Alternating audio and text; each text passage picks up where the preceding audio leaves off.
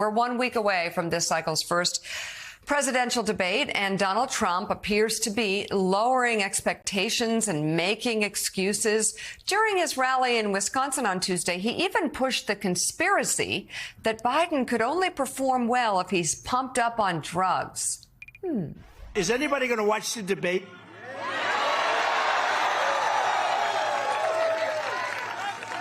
He's going to be so pumped up. He's going to be pumped up. You know all that stuff that was missing about a month ago from the White House?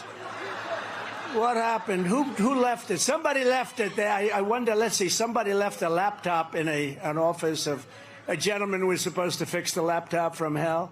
He never picked it up, and somebody didn't pick up hundreds of thousands of dollars worth of cocaine. I wonder who that could have been. I don't know. Actually, I think it was Joe. Trump also told his followers to be suspicious of the whole debate enterprise, although his campaign negotiated the terms of his participation and agreed. He added that he'll be up against multiple adversaries at once, not just Biden, but both of CNN's moderators, who Trump said are incapable of treating him fairly. Really? And when it comes to Trump's debate preparations, he's reportedly been meeting with policy experts and other allies rather than holding mock debates. Republican Senators Marco Rubio and J.D. Vance have also been involved in these meetings. Oh, great. Meanwhile, President Biden will begin debate preps at Camp David. According to Politico, Biden's longtime advisor and first White House Chief of Staff, Ron Klain, is involved in the prep sessions. Last month, the chair of Biden's re-election campaign put out a memo explaining the president will aim to go on the offensive and push Trump to talk about how his three appointees to the Supreme Court helped overturn Roe v. Wade and how he could further undermine abortion rights in a second term. Ed Luce, your new piece is entitled "The Mother of All U.S. Presidential Debates." What are you expecting? Set the scene for us. Well, the important thing, Mika, I think, is that the terms and the rules of next week's debate mostly suit Biden. They're the ones Biden requested. No live audience, which Trump, of course, needs and feeds off, so that's bad for Trump. Mic of the one not speaking gets turned off. They're muted. Ditto. And then there's 2 commercial breaks. I guess you could see them as, given both men's age, as bathroom breaks. But the interesting thing here is I think this is going to be one of the few presidential debates, this and the one scheduled for September, that could sway an election. There's only really been 3, and that was the first between Nixon and Kennedy, first bunch in 1960, which had a huge impact for those who watched it on TV. As opposed to listening to it on the radio in a very close election. There's 2 that Carter fought, the one that he won in 1976 against Ford, where he got Ford partly with your father's advice and coaching to say there was no Soviet control of Poland or Hungary or Czechoslovakia, and alienated tons of voters of East European origin in the Midwest states in a very close election. And then finally Carter losing to Reagan, when all Reagan needed to do was basically turn up, be genial, and show that he wasn't insane. He wasn't going to start a nuclear war. He duly did that, and he defeated Carter. I think this debate between Biden and Trump in what is an equally close election to those first 2 is hugely consequential. It's sky-high importance. And there are really sort of 2 parameters. One is we want not to be talking. Biden wants people not to be talking about his age, and he wants people to be talking about Trump's character. That's really the goal here. So it's so interesting, Sam Stein. I mean, you already saw Donald Trump on stage suggesting that President Biden will be on cocaine. To back up the point I'll make here, this individual, this candidate, this convicted felon plays dirty. He plays ugly. He's done it many times in the past. We could spend the next 3.5 hours listing his lies. We wouldn't get through them. He lies like a rug. And gaslights people. And I actually think this could be a very fraught territory for President Biden, or any other candidate who wants to have an equal playing field and really debate the issues.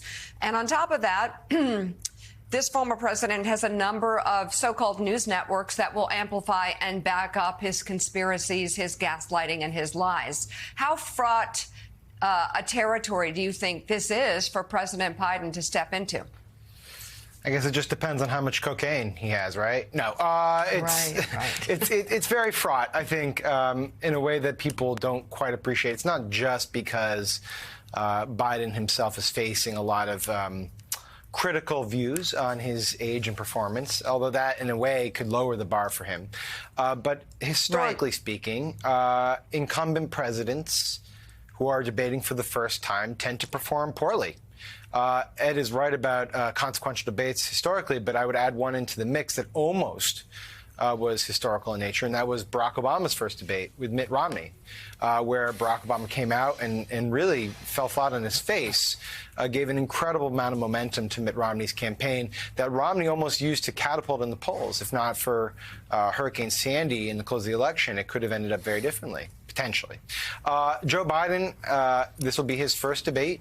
He has not sat for that many adversarial interviews, which are good prep work for a debate. He's going to Camp David for intensive debate preparation sessions, but this is always difficult for a president because they're not used to it. I'm not saying Trump is used to it. He doesn't sit for that many adversarial debates and, interviews, but this is different for Biden. That being said, the closest parallel that we have to judge us by the template is when the two of them met last cycle in 2020. And that first debate for Trump was a disaster. He talked all over Biden. He talked over the moderator. He seemed genuinely crazed in the moment. I believe he had COVID, which was not great at the time. And so, you know, it's possible that we have a replay of that in which Biden comes out, simply clears the very low bar that's been set for him by Trump. And viewers say, OK, maybe we were wrong about the issues of age and stamina. To quote Sam Stein, he had COVID, which was not great. That is certainly true. The diagnosis did not come for a couple more days, though. Let's bring into this conversation special correspondent at Vanity Fair and host of the Fast Politics podcast, Molly Jong-Fast. She is an MSNBC political analyst. Molly, I want to go to you. Actually, Sam started to take us where I wanted to go with you at this point. It's true.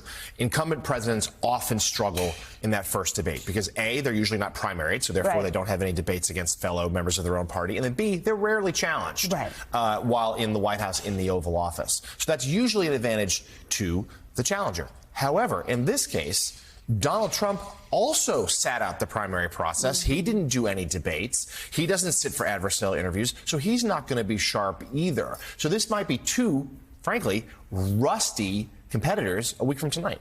Yeah, I mean, look, one of the things that Donald Trump loves to do and has been doing this since he's been running against Joe Biden is say that Joe Biden is infirmed and he's this and he's that and spreads these untruths about Joe Biden's mental state. And then when he gets up there and gives the State of the Union, Trump has no answer for that, right? Because he gives these State of the Union addresses and or the last one he gave, people were like, oh my God, all of the things that Donald Trump has been saying about him are untrue.